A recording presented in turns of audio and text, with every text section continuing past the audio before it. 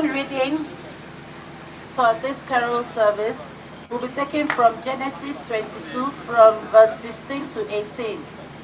Genesis 22, 15 to 18.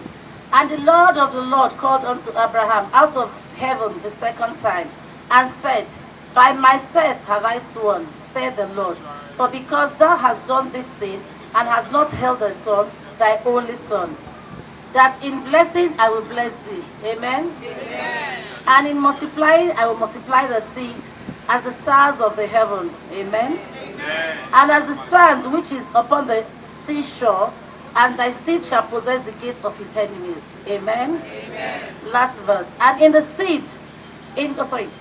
seed shall all the nations of the earth be blessed. Amen? Amen. Because thou hast obeyed my voice.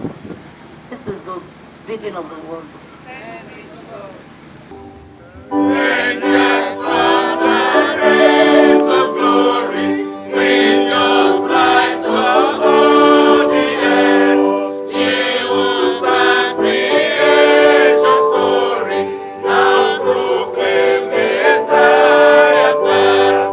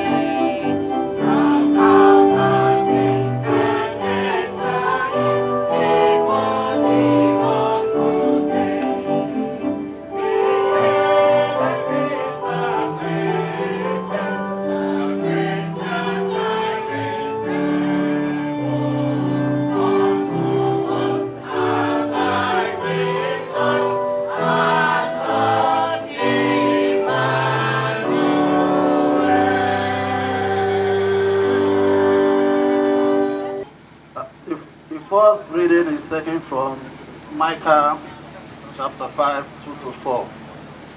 But thou, Bethlehem Ephratah, though thou be little among the thousands of Judah, yet out of thee shall he come forth unto me that is to be ruler in Israel, whose goings forth have been from of old, from everlasting. Therefore we will give them up until the time that she which travelleth hath brought forth. Then the remnant of his brethren shall return unto the children of Israel. The last verse.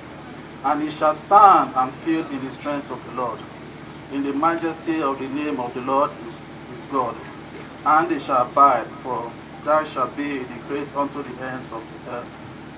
This is the word of the Lord.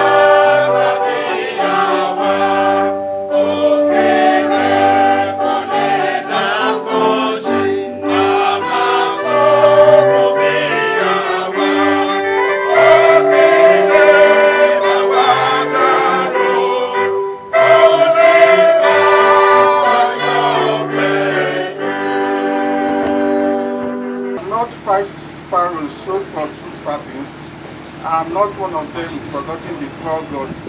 7. But even the hairs on your head are all numbered. Fear not therefore, ye are of more value than many sparrows. Also I say unto you, whosoever shall confess me before men, him shall the Son of Man also confess before the angels of God. 9. For he that denieth me before men shall be denied before the angels of God. And whosoever shall speak a word against the Son of Man, he shall be forgiven him. But unto him that blasphemeth against Holy Ghost shall not be forgiven. And when they bring you unto the synagogue and unto the magistrate and powers, take ye no thoughts how or what thing ye shall answer or what ye shall say. For the Holy Ghost shall teach you in the same hour what you ought to say. And one of the company said unto him, Speak to my brother that he divide the inheritance with me.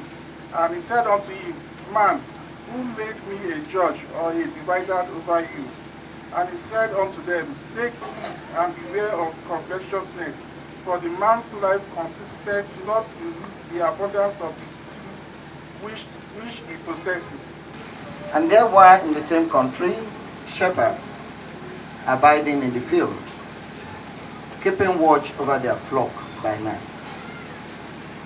And lo, the angel of the Lord came upon them, and the glory of the Lord shone round about them, and they were so afraid. And the angel said unto them, Fear not, for behold, I bring you good tidings of great joy, which shall be to all people. For unto you is born this day in the city of David a Savior, which is Christ the Lord. And this shall be a sign unto you. Shall find the babe wrapped in swaddling clothes, lying in a manger. And suddenly there was with an angel a multitude of heavenly hosts, praising God and saying, Glory to God in the highest, and on earth peace, goodwill towards men. And it came to pass, as the angels were gone away from them into heaven, the shepherds said one to another, Let us now go even unto Bethlehem, and see this thing which is come to pass, which the Lord has made known unto us. And they came with haste, and found Mary and Joseph, and the babe lying in a manger. This is the word of the Lord.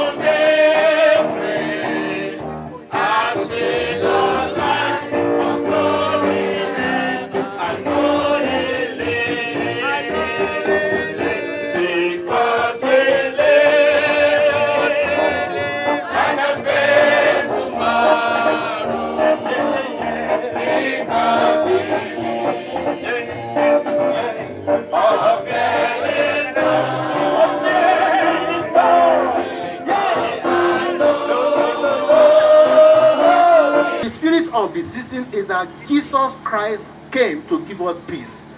God loves us. Yes, the love of God is Jesus Christ has given us. Jesus Christ came to give us peace. Therefore, as believers, as those who have accepted Jesus Christ as our Lord and Savior, we should see that peace in our lives. Let me tell you something. Any heart that is not at peace cannot succeed in anything. When you are not at peace, you won't be able to think properly. You won't be able to think positively. You won't be able to think about how your life will be better. You will not be able to think of praying to God for anything when you are not at peace with yourself. When you are not at peace with your neighbor. When you are not at peace with those you are living with. After all, Apostle Paul says, as much as it lies on you, do what? Live at peace with everybody.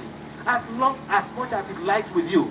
Other people may not live at peace with you. It is your responsibility to make sure you will live at peace. Let me also tell you something. There is a saying that says that nobody can annoy you without your consent. Do you understand that? Nobody can make you angry without your consent.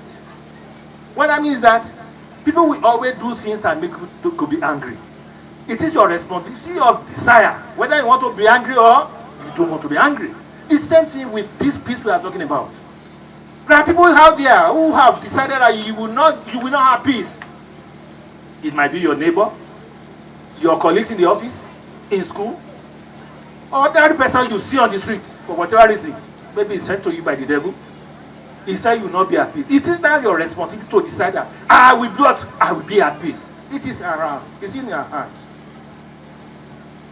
So the message for this moment is peace, peace and peace. That's why one of our hymn book in Yoruba, both in Yoruba and English, say that Lafia ni aye ṣe yìí, ẹ̀jẹ̀ Jésù wípé àlàáfíà. Àlàáfíà ni Jésù mú wá. Jésù mú àlàáfíà wá sáyé. Ọlọ́run fẹ́ aráyé tó bẹ́ẹ̀ gẹ́ tó fi ọmọ bíbí rẹ̀ kan ṣo fún wa pé kí a má bàa ṣègbé, tí ẹni tó bá gbàgbọ́ kó ní ìyà nípẹ̀kun. Ìfẹ́ ni Ọlọ́run fún wa tó fi ní ká bí Jésù tá à ń ṣe ìrántí rẹ̀ lénìí. Ṣùgbọ́n èyí tí Jésù mú wá sáyé ni kí ni? Àlàáfíà. Jésù ti fún wa ní àlàáfíà rẹ̀. Ṣùgbọ́n gẹ́gẹ́ bí Jésù ti sọ, bí ìwé Jòhánù ti sọ, ó ní àwa ọmọ òkùnkùn àfẹ́ràn àwọn àwa mẹ́ ènìyàn àfẹ́ràn òkùnkùn ju kí ni ju ìmọ́lẹ̀ lọ.